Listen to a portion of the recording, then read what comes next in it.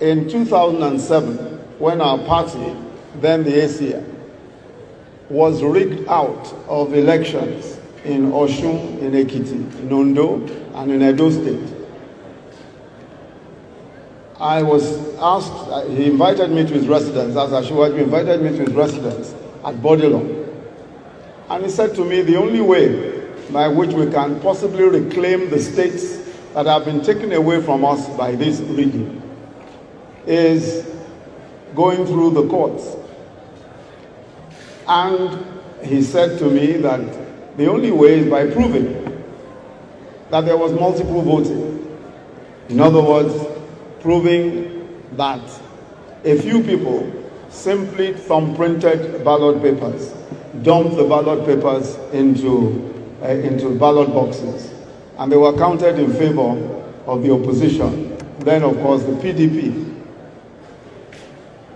He then said to me that the only way we can do this is by somehow, he says, I don't know how you are going to do it, but somehow proving by forensic evidence that this is exactly what happened. I said to him, I said, Asiwaju, look, nobody has ever proved an electoral case, an electoral petition by forensic evidence. There's just no history of it. He said, and I said, what is even more?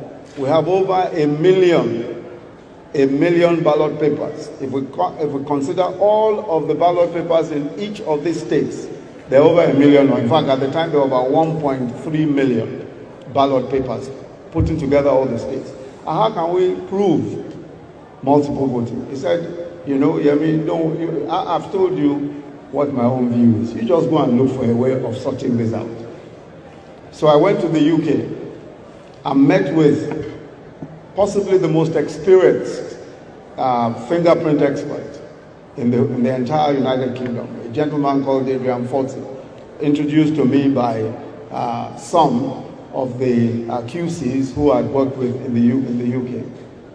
And when I told Eluu-P the enormity of the problem, he laughed and almost fell off his chair. He said, in all my own almost 50 years of experience as a fingerprint expert, I have not even done up to 4,000 fingerprints.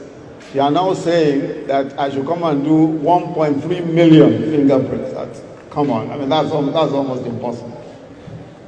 Anyway, so we parted that day, that was a Thursday. And then he called me back on a Monday and said, let's talk again about this crazy thing that you had suggested. And we sat and talked about it. And somehow designed a way. He said, of course, we used a bit of technology. But most importantly, we were able to get fingerprint experts. He said to me, he said, the only way is to get the number of fingerprint experts that have never been assembled before. I said, about how many? He said, a minimum of 50 fingerprint experts. In the end, we hired 63 fingerprint experts, 63. 50 of them were from the UK police. What was even more interesting about that was that even to get the UK police to support us, Asiwaju had to come all the way from Nigeria to come and talk to friends and people who he knew to try and persuade the authorities to let us use the UK police. In the end, they allowed us to, of course, in the spare time of those policemen. And we got an additional 10 policemen. Altogether, 63 policemen working flat out for almost 6 months. We were able to put together for the first time, definitely in the history of electoral petitions anywhere in the world, we were able to put together a solid forensic case that showed that all of the places where we were defeated, it was on account of multiple thumbprinting.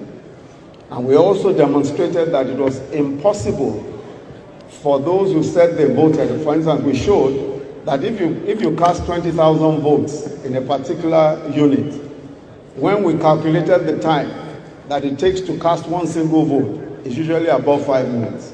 But we discovered that our friends in that other political party were able to cast their votes in 5 seconds because all they were doing was simply thumbprinting. They just simply take out a booklet and thumbprint as many as possible.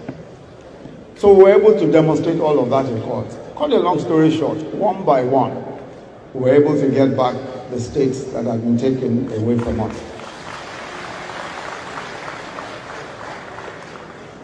The only way by which that could ever have been achieved is surely not just by the vision, but by the determination of the leader of our leader at that time. It was, of course, the leader of the ACN at the time.